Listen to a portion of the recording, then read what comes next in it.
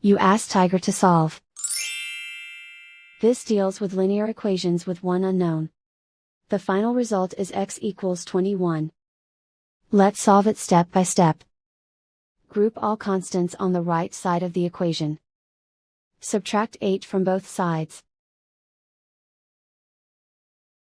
Group like terms.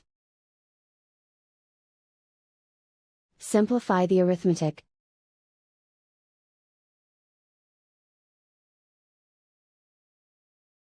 Isolate the x. Divide both sides by -8. Cancel out the negatives. Simplify the fraction.